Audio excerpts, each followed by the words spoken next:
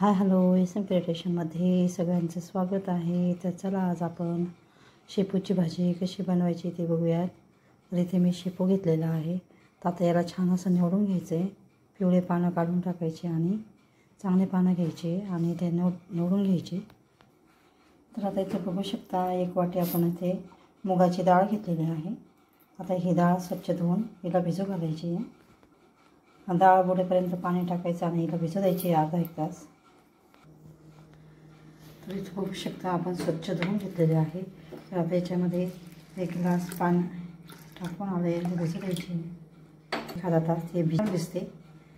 तर चला आता आपण इथे डाळ भिजून घेऊया। तर इथे बघू शकता आपण शेपूची भाजी अशी छान बारीक कापून घेतलेली आहे। 2-3 पाण्याने स्वच्छ धुवून घ्यायची आणि अशी बारीक कापून घ्यायची। इथे लसूण घेतलेला आहे आणि 9-10 मिरच्या घ्यायच्या आहेत। तर चला आता आपण ह्या मिरच्या कापून घेणार आहोत। ह्या मिरच्या बारीक कापून घ्यायच्या आणि लसूण पण कापून घ्यायचा आहे। 2 चमचे तेल टाकून घेतलेलं आहे। इथे याच्यामध्ये आपण जिरे टाकून घेऊयात। तर आता याच्यामध्ये आपण आपलं तेल तापून झालेलं आहे। त्याच्यामध्ये 1 चमचा आपण जिरे टाकून घ्यायचे। जिरे परतून झाले की आपण त्याच्यात लसूण पण टाकून घ्यायचं आहे। लसणाला छान फोडणी द्यायची।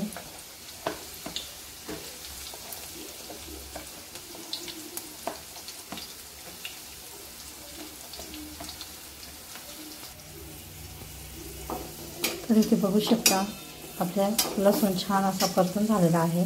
तर आता आपण हिरवी मिरची टाकून घ्यायची। तुम्ही हिरवी मिरची कमी जास्त करू शकता। तर इथे आम्हाला तिखट लागतं त्याच्यामुळे इथे थोडं जास्त मिरच्या टाकलेल्या आहे। तर तुम्ही कमी पण टाकू शकता 2-4 मिरची तुमच्या आवडीनुसार। तर याच्यामध्ये आता हळद ही आपण थोडीशी टाकली तरी चालते किंवा नाही टाकली तरी चालते। तर मिरचीला पण असं छान परतून घ्यायचं आहे फोडणीमध्ये। तर इथे बघू शकता मिरची पण आपली तेलामध्ये छान अशी परतून झालेली आहे। तर आता आपण त्याच्यावर भाजी टाकून घ्यायची आहे कमी गॅस करून। इथे थोडी थोडी करून भाजी टाकून घ्यायची।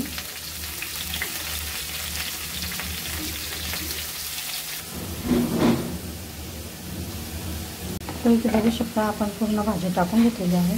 ती तेलात अशी छान परतून घ्यायची फोडणीमध्ये खालीवर करून घ्यायची फोडणीमध्ये अशा पद्धतीने।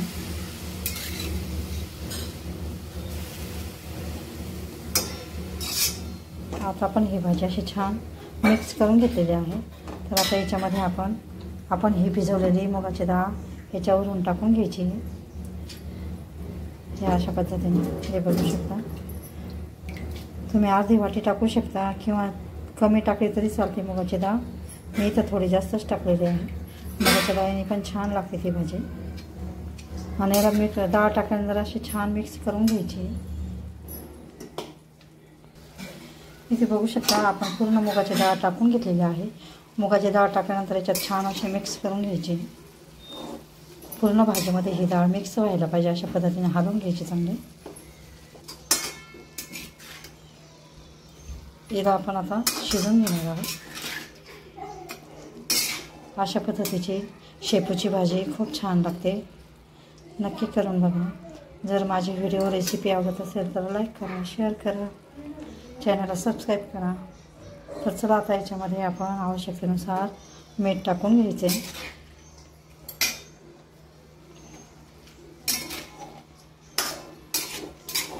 ही भाजी तुम्ही पोळीसोबत, भाकरीसोबत, वरण भातासोबत पण खाऊ शकता, खिचडीसोबत खाऊ शकता। तर चला आता आवश्यकतेनुसार आपण मीठ टाकून घेऊ। इथे बघू शकता 1 चमचा मी मीठ टाकते। मीठ हे अंदाजानुसार टाकून घ्यायचं आहे। मीठ टाकल्यानंतर याला छान अशी परतून घ्यायची, पूर्ण मिक्स करून घ्यायची भाजी आणि याच्यावर झाकण ठेवून याला वाफवून घ्यायची कमी गॅस करून। सगळ्या भाजीला आपलं मीठ मिक्स झालं पाहिजे अशा पद्धतीने मीठ टाकून घ्यायचं आहे। आणि आता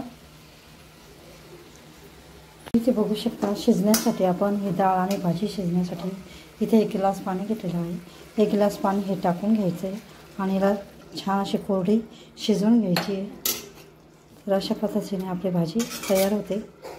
आता याला आपण झाकण ठेवून याला झाकून घ्यायचं आहे शिजण्यासाठी.